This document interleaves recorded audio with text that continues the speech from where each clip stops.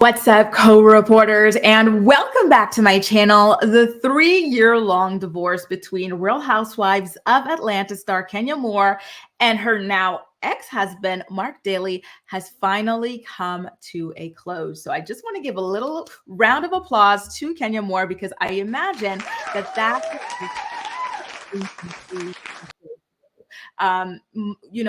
because he was being rather petty in the divorce, because Kenya had asked for child support, her now ex-husband Marc had asked for some kind of equity in the home that Kenya bought and paid for in cash, mind you, well before she ever married him. So I was rather worried for her on that front, but it seems like all is well there. And Kenya managed to retain primary custody of their daughter, Brooklyn, which makes sense because she pretty much is Brooklyn's sole parent. Marc seems to be a father who comes around every once in a while. He does live in New York while Kenya lives in Atlanta. So it was never going to be a kind of, traditional dad's in the house sort of a thing. It was always kind of like a visitation sort of a thing, which never really made any sense to me, but I digress. Listen, Kenya was a woman of a particular age who wanted a baby. She found a nice, handsome guy who was friends with a friend of hers, and she decided, let's go, let's do it. And they did exactly that.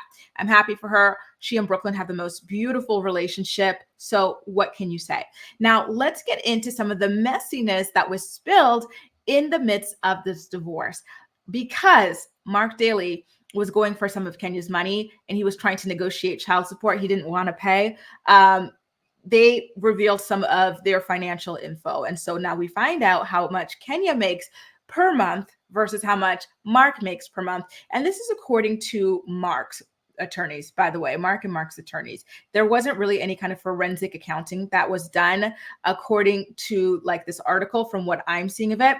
So let's get into it. So according to Radar Online, shout out to Radar Online for this article, they said that Marc claimed that his gross monthly income before taxes, aka, is $5,000, while Kenya's gross monthly income before taxes is $50,000. So it's 10 times more than Marc Daly makes.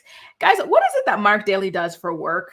If you don't mind me asking, I don't remember. I know that she met him through a celebrity chef, but I don't remember. Wasn't Marc supposed to own a restaurant? Why is his gross monthly income $5,000? I thought that a restaurant owner would be grossing more than that, right? But, I know it's a hard industry, especially after the virus and everything. But wow, I am quite surprised to see that income.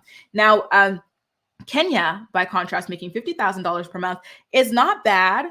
But I feel like she should be making more than that. As like the lead of the Real Housewives of Atlanta, she's got the hair care line. She's got like her social media, especially Instagram, to be an influencer and everything on, to make all sorts of brand deals.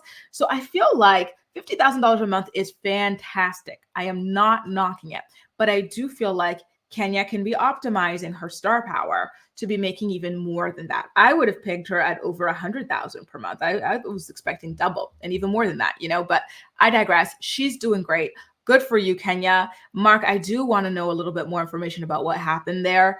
But listen, 5,000 per month is not bad still. But again, when you're living in New York City and you're running a restaurant and stuff like that, I was thinking more, but listen, that is neither here nor there. The most important thing here is that Kenya is finally officially divorced from this man. I just know she is breathing the ultimate sigh of relief because he seemed like a nightmare to be married to. Very mean, very cold, very terrible man, in my opinion. And now I'm wondering, is Kenya going to throw herself a divorce party similar to the divorce party that she threw for Cynthia and Phaedra on The Real Housewives of Atlanta? If she's back for another season and someone throws her a divorce party, how's she going to take it? Does she want to be all fun and airy and light about it and kiki about it the way she wanted Phaedra to react, but she didn't? Or is she going to act like Phaedra now that she's the one in the position?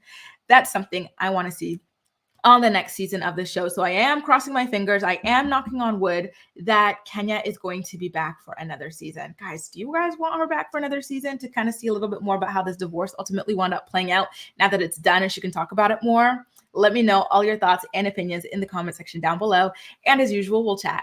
That's all for now. Thank you so much for watching, and I'll see you next time. Bye.